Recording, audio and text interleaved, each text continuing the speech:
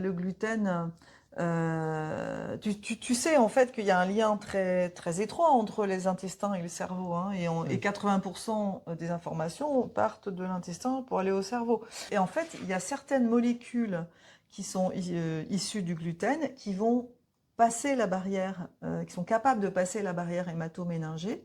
Et là, elles vont aller se fixer où? Sur les récepteurs opioïdes.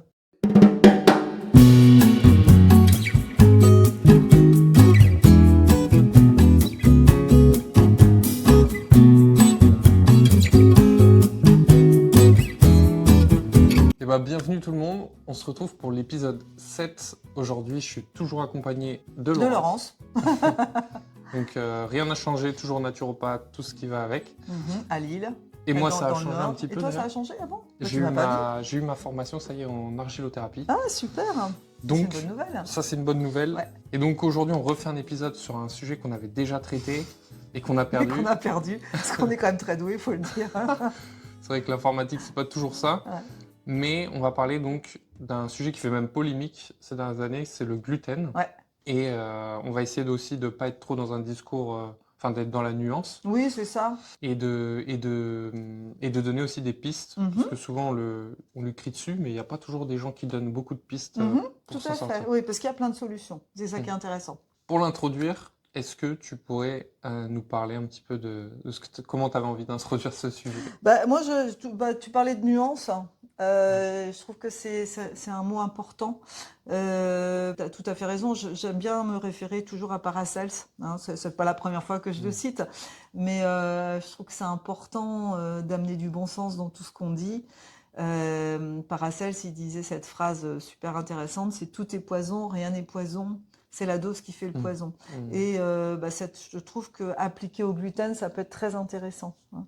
Parce que on va en parler après, mais le gluten de base n'était pas si nocif que ça. C'est ce qu'on en a fait, c'est toutes les transformations qu'on a opérées qui ont fait que c'est devenu quelque chose de effectivement nocif. Ouais, voilà. C'est la céréale sûrement qui a le plus pris dans... Ah ça a pris cher même. Et du coup, c'est vrai que le terme un peu gluten est bizarre, mais est-ce que du coup, est-ce qu'on saurait l'expliquer sa oui, définition? moi j'aime bien me référer aussi à l'étymologie. Le mot gluten, ça vient du latin, hein, et on y retrouve le mot, ça veut dire colle en latin. Hein.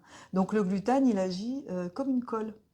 Et le problème, c'est qu'il va aller, comme on l'ingère et qu'il va aller dans nos intestins, il va agir au niveau de la muqueuse intestinale. Il va agir comme une colle. Et la colle, ça fait quoi? Quand il y en a trop, ça finit par faire des trous. Hein. Donc le gluten, il va finir par avoir des impacts sur la muqueuse intestinale. Donc ça, faut faire attention. Parce que une muqueuse intestinale qui va devenir poreuse, c'est la porte ouverte à l'inflammation et potentiellement aux maladies auto-immunes. Ok, ouais. Voilà. Les fameuses maladies qui, ces dernières années, on en entend beaucoup parler, reviennent beaucoup plus sur Il y en a beaucoup plus, ouais, tout à fait. sur le devant de la scène. Ouais. Du coup, tu disais que historiquement, il avait été beaucoup modifié. Et qu'est-ce qui fait que celui d'aujourd'hui versus celui d'avant, il y a un écart important? Alors, on a fait joujou, hein, parce que l'homme, il fait joujou avec la nature. On manque un peu de respect par rapport à la nature qui est franchement bienveillante avec nous. Et on a fait des mutations génétiques. Le gluten d'origine, il contenait 14 chromosomes. Maintenant, il y en a 42. C'est complètement fou. Alors, comme de fait, si tu veux, quand tu ingères du gluten, le corps, il reconnaît pas, quoi. Il reconnaît pas hein, et nos anciens, nos parents, nos grands-parents, nos arrière-grands-parents, ils avaient des enzymes capables de détecter ce gluten. Mais nous, on les a plus maintenant. On le détecte plus. Donc le corps, il a finalement, des molécules qu'il ne reconnaît pas. Et c'est ça qui va provoquer intolérance, allergie, etc., quoi. Alors, il y a eu les mutations génétiques, mais il y a eu aussi l'apport de substances qui sont douces à l'oreille, comme le glyphosate, les pesticides, les fongicides, les herbicides, etc., qui font que ce gluten est encore devenu encore moins assimilable. Ouais. J'avais lu que c'était aussi pour... qu'ils voulaient améliorer les rendements, qu'ils voulaient C'est ça, accélérer, aussi, diminuer les oui. pertes, tout ça, qui font qu'on l'a modifié. À l'origine, c'est ça, oui, tout à fait. Et alors, il y a aussi un phénomène qui va encore aggraver les choses, c'est que maintenant, on rajoute du gluten synthétique. Pourquoi? Parce que, à quoi ça sert le gluten? Ça sert à faire lever, hein, ça sert à la panification. Donc, plus tu vas en rajouter, finalement, plus ça va, plus ton pain va lever. Donc, on va gagner du temps parce que maintenant, on n'a même plus le temps d'attendre que le pain lève, hein. D'ailleurs, il y a de moins en moins de pain au levain. En fait, maintenant, ils rajoutent du gluten synthétique, Mm. hein, du gluten de synthèse Mm. pour faire gonfler. Ouais, c'est Donc, ce que je vois souvent dans les aliments là. Je prends voilà. jamais du coup. Donc tout ce qui est synthèse, notre corps, il reconnaît pas. Donc ça Mm. fait quand même beaucoup de choses qui font Mm. que le gluten aujourd'hui n'est plus tellement accepté par l'organisme et avec tous les problèmes de répercussions que ça va occasionner, quoi. Et justement, ouais, du coup, dans les problèmes, il y a les plus Alors, fréquents. les plus fréquents, ça va être des problèmes comme... alors, les symptômes, ça va être ballonnement, ça va être gaz, ça va être diarrhée, ça va être ouais, des maux de ventre, voilà, tu sens mal des maux de tête aussi, Mm. voilà. Et puis, avoir comme conséquence sur la santé, ça va être des problèmes inflammatoires, de type inflammatoire, hein. Donc, les problèmes de type inflammatoire, bah, ça va être toutes les maladies qui sont en HIT, hein, Mm. arthrite, otite, enfin tout ce que tu veux en HIT.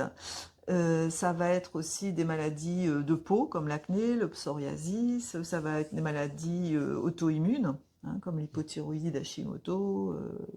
Mm. Et voilà, les maladies de Crohn. Enfin, il y a plein de conséquences en fait qui vont en découler. Alors après, tout dépend évidemment de combien tu en as mangé, de ton terrain. Enfin voilà, c'est Mm. assez complexe. Du coup, ouais, quand Mm. moi personnellement je mange du gluten, je vais souvent avoir, tu vois, les jours qui suivent, je Mhm, vais avoir une baisse d'énergie, une mhm. baisse de morale. Ouais. Je vais avoir souvent aussi des douleurs plus fortes sur mes Mhm. tendons du genou, surtout. Ah, ça, c'est Mm. l'inflammation. Ça peut être Mhm. l'inflammation. Et du coup, j'ai tendance à l'éviter. Mais est-ce que, ouais, au niveau du cerveau, on sait qu'il y a des choses qui ont été.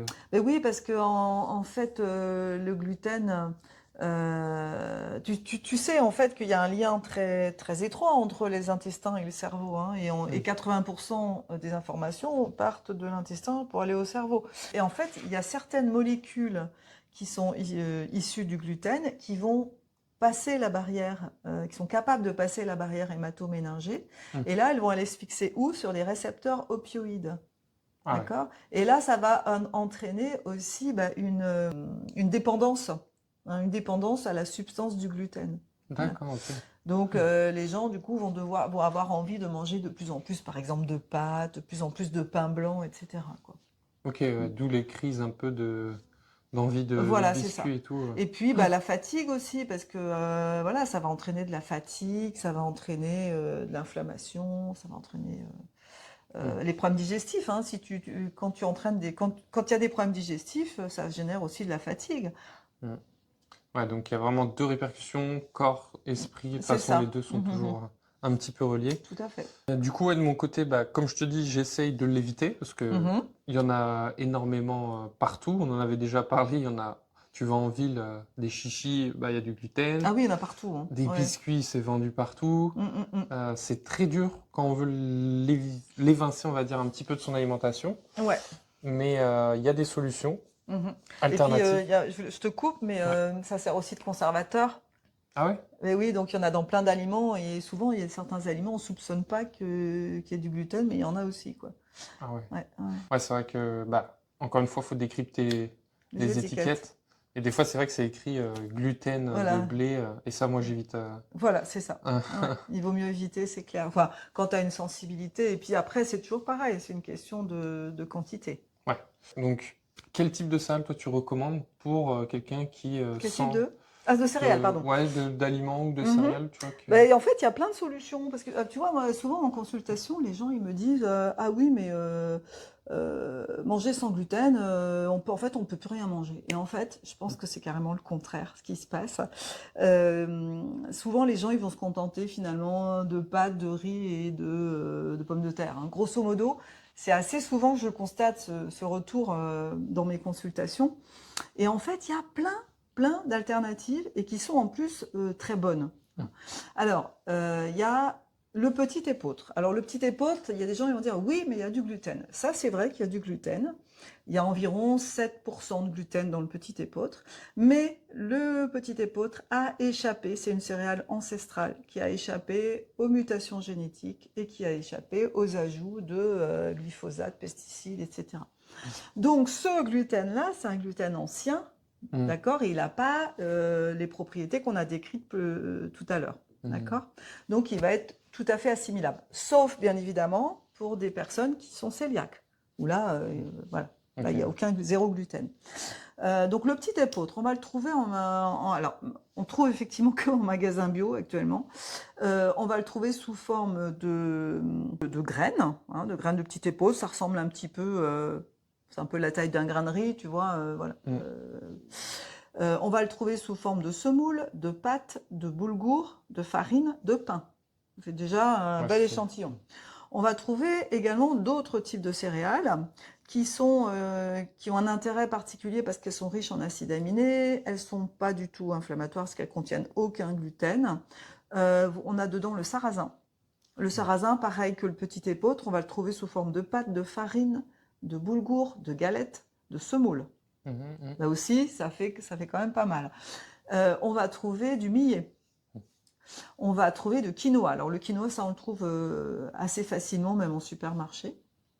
On va trouver de l'amarante. L'amarante, c'est la même famille que le quinoa, mais c'est un petit peu plus petit, c'est une graine plus petite et qui a un très bon goût de noisette. Super bon. On va trouver quoi d'autre? On va trouver alors 3 céréales d'origine africaine, le sorgho, le fonio et le teff. Ça, j'ai jamais testé voilà. cette matière, ça. Et c'est pas très connu, hein. Alors, elles ont toutes des goûts un peu différents. C'est vraiment facile à cuire, parce que ça se cuit à l'eau, hein, franchement, ou à la vapeur pour quand les céréales sont un peu plus grosses. Et après, on les assaisonne comme du riz et des pâtes. Donc après, j'ai envie de dire, il faut être un petit peu créatif.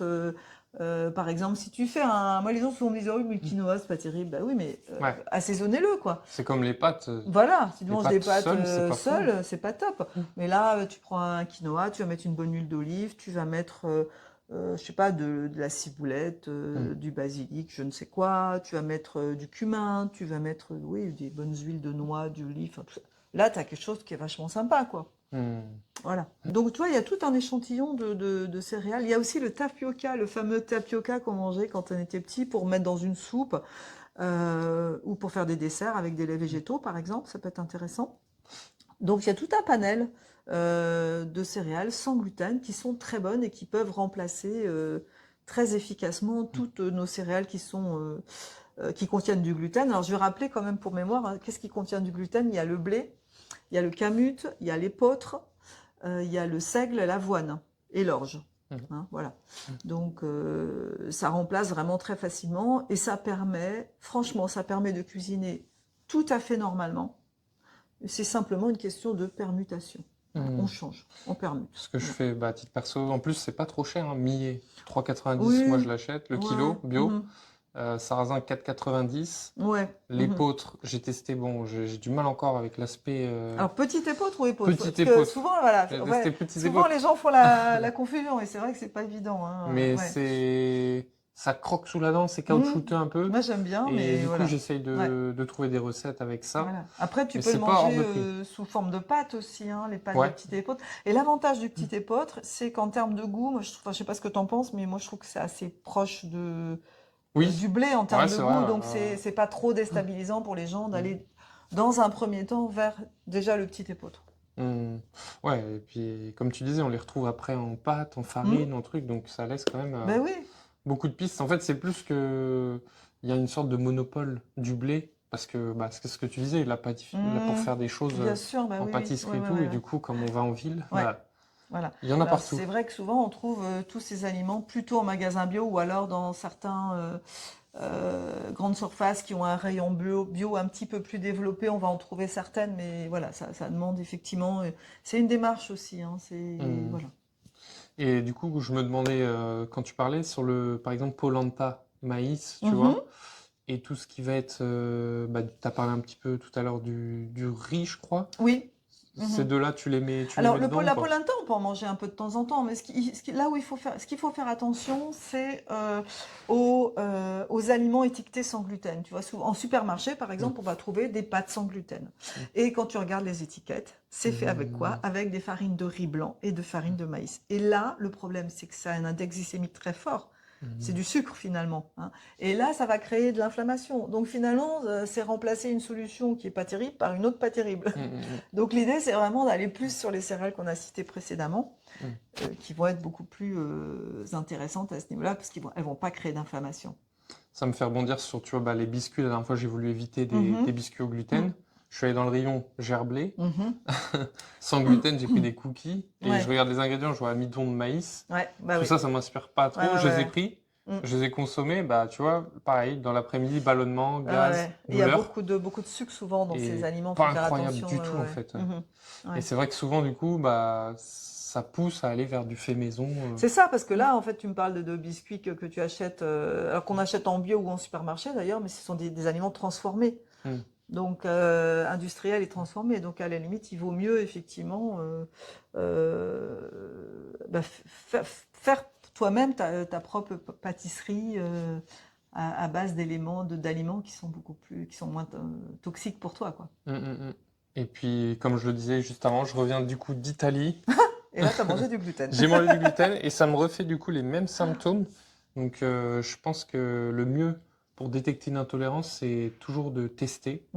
Et pas forcément, j'avais fait des tests, tu vois, sur les IGA. Et finalement, qui détectaient rien. Alors que moi, à titre personnel, en ressenti, quand j'en mets versus quand j'en mets pas, je sens une différence énorme. Tout à fait. Donc, voilà. Et puis après, suivant notre terrain, parce qu'en naturopathie, on parle toujours de terrain, on a des tolérances qui sont différentes chacun. Tu vois, moi, ce que je préconise la plupart du temps, quand c'est possible, encore une fois, c'est d'être toujours dans la nuance, c'est-à-dire quand on le peut, parce qu'il y a des gens qui ne le peuvent pas, mais c'est de consommer du gluten de temps en temps. Par exemple, moi, j'en consomme. Quand je sors chez des amis, je vais pas faire ma bagel et puis dire non, je mange pas de gluten. Je mange ce qu'il y a et je me régale. Si je vais, tu vois, dans un resto italien, je vais prendre un plat de pâtes et je vais me régaler. Et une fois de temps en temps, le corps, tu vois, c'est pas mal aussi d'en mettre une fois de temps en temps parce que le corps, comme ça, il est habitué et il va pas faire d'un coup une grosse intolérance. Si tu manges plus jamais de gluten et qu'un jour tu tombes dessus, là, le corps risque de faire une réaction. Alors que tu en manges un petit peu de temps en temps comme ça, l'air de rien, moi, je trouve que c'est pas mal. Mais encore une fois, il faut que ton organisme le supporte. Il y a des organismes qui ne le supportent pas du tout. C'est pour ça que c'est ce qu'on fait en naturopathie, c'est qu'on est vraiment dans l'individualisation, hein, et on regarde vraiment le terrain de la personne et on fait en fonction d'eux. Hein. Ok. Voilà. Ben écoute, moi de mon côté, j'ai quand même appris pas mal de choses. C'est intéressant, hein, le sujet du gluten. C'est comme beaucoup de sujets. Hein, malheureusement. Malheureusement, on respecte plus la nature. On a une alimentation qui est dénuée de bon sens et on voit les résultats actuellement, hein, en termes de maladies dites de civilisation. C'est exponentiel et voilà. Donc gardons un peu de bon sens et essayons de choisir notre alimentation le mieux possible en fonction de nous. Voilà. Très beau mot de la fin, du coup. C'est bien, hein? Ouais, très beau mot de la fin. On va vous dire à la prochaine, du coup, pour parler d'un autre sujet qui sera un sujet passionnant, le foie. Et puis, n'hésitez pas à nous soumettre des thèmes que vous souhaitez qu'on aborde pour pouvoir essayer de répondre au mieux à vos questions. À bientôt. Bye bye.